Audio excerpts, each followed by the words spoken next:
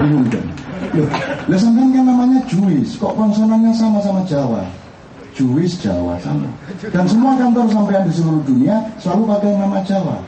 Java Tel Aviv, semua Jawa. Anda merasa orang hebat di seluruh dunia, Anda digas sama Hitler karena Anda terlalu kapitalis. Anda masih kalah sama orang di Indonesia. Karena kalau sekarang Anda ini kapitalis, orang Indonesia ultra kapitalis. Kalau Anda suka kriminal, orang Indonesia pakar kriminal. Sudah, Anda suka apa? Semua keahlian itu hanya warisan dari kakekmu. Aku tidak bisa membuktikan secara sejarah dan metodologis, tapi pokoknya lah jelas menurut kita. Kan begitu. Jadi Anda ini orang hebat. Mulai sekarang tumbuhkan kepercayaan diri. Dan kalau orang punya kepercayaan diri, Anda tidak butuh pengakuan orang lain. Ayam itu tetap berkokok meskipun dia tidak disebut ayam oleh siapapun. Dan kenduri jingga tetaplah berkokok, tetaplah keluarkan keindahan meskipun tidak ada orang yang mengakuimu, meskipun tidak ada orang yang menghormatimu sebagaimana seharusnya. Terima kasih, saya berikan kembali kepada Iwan Jaya Aziz. Terima kasih, tepuk tangan untuk Cano. Ini malam yang sangat indah, rangkaian-rangkaian peradaban kita yang namanya Sabrang, monggo Mas Sabrang. Jadi bagaimana penyeberangan itu kita aplauskan dulu.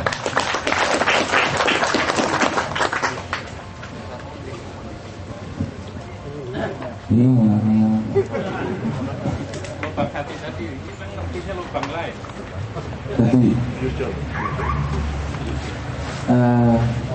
ini aja tadi Cak Nol memberi pesan, bukan pesan ya. Ayo kita gali siapa kita.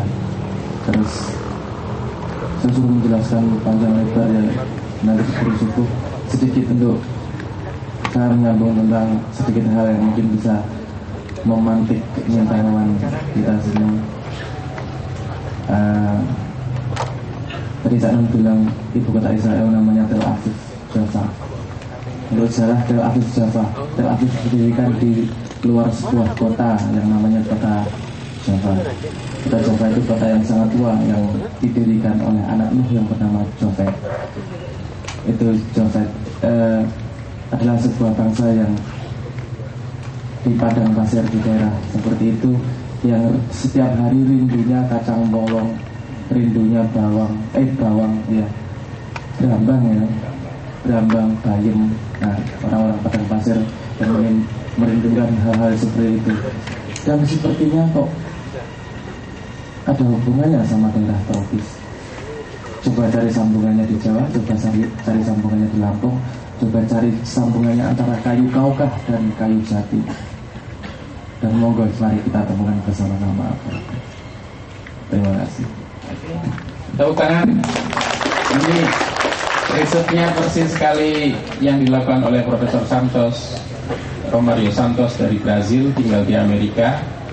Lalu di zaman Plato dulu ada mitos bahwa sebelum Plato, sebelum Yunani hebat, itu ada peradaban yang besar yang namanya Atlantis kontinen. Dan orang-orang Plato tidak tahu, orang-orang Yunani yang hebat-hebat itu tidak tahu di mana dari mulai embun, kabut, laut, sinar matahari, kacang polong dan lain sebagainya, bahwa ternyata peradaban tertua dan pertama adalah Indonesia. Anda bisa cari buku itu dan nanti Mas Leto yang saya senang menyebutnya Mas Leto karena enak di lambe itu. Leto. Siapa namanya Leto? Maduranya keluar ya. Jadi Mas Leto bisa nyambung ini. Mungkin bisa ditambahin lagi Mas Leto. Tentang kalau Canon tadi sudah secara kebudayaan dan secara mental, tapi ada sisi-sisi lain di mana sebenarnya Indonesia adalah bibit-bibit unggul peradaban itu. Termasuk harus ada tambahan itu lubang-lubangnya di segala macamnya. Yang mana lubang? Oke, saya nambahin dari risetnya Profesor Santos tadi tentang Atlantis. Ya sedikit untuk nambah informasi saja. Waktu itu ada dua kota besar yang namanya Atlantis dan namanya Lemurian, di mana peradaban lahir di sebuah kota yang namanya Lemurian dan tumbuh besar yang namanya Atlantis. Dan coba sekarang kita lihat peta dunia dengan permukaan lautnya yang seperti itu. Dan waktu itu beberapa, kita hitung 12.000 tahun, 15.000 tahun yang lalu setelah zaman es. Tapi kita tarik 60.000 tahun yang lalu, zaman es, ketika gunung Samosir itu bikin suhu di bumi turun 6 derajat. Sekarang coba lihat peta dan bayangkan air laut turun 100 meter. Yang terjadi daratan seperti apa? Bentuk Indonesia akan sangat berbeda, dan itu yang disebut sebagai kontinen Lemurian yang tumbuh besar menjadi Atlantis di India. Jadi kalau mereka bilang ibu peradaban, lahirnya peradaban manusia adalah di Lemurian, yaitu kontinen Indonesia yang waktu itu Jawa masih jadi satu sama Sumatera dan Kalimantan.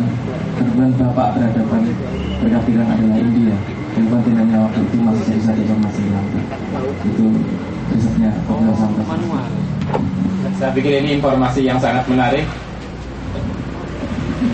Saya tambahin dikit aja, tapi ini bukan ilmu pengetahuan, ini buku aja. Kalau dia kan ahli wayang, teman-teman. Jadi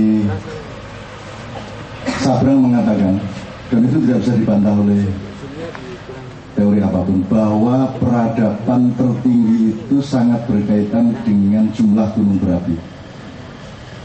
Jadi semakin banyak gunung berapinya, semakin kreatif dan semakin subur dan semakin tinggi peradabannya. Dan tidak ada daerah dengan gunung-gunung berapi seperti di tempat kita. Itu gejala, itu salah satu indikator. Lain adalah indikator seperti bahasa. Tidak ada bahasa sekaya bahasa kita. Wah, kalau ini saya omongin banyak sekali, panjang. Ngalah itu aja, kata ngalah itu tidak ada di seluruh dunia. Bahasa Arab tidak ada, bahasa Inggris tidak ada, ngalah itu tidak ada. Tapi kita bisa mengeliminir begitu banyak gejala-gejala dan benturan sosial melalui etos yang namanya ngalah dalam bahasa Jawa. Ngalah itu bukan mengkalah, tapi aslinya ngalah itu ngallah, mengallah. Harus dengar ya. Lalu mengallah itu kamu begitu kuatnya sehingga kamu tidak membutuhkan kemenangan atas orang lain.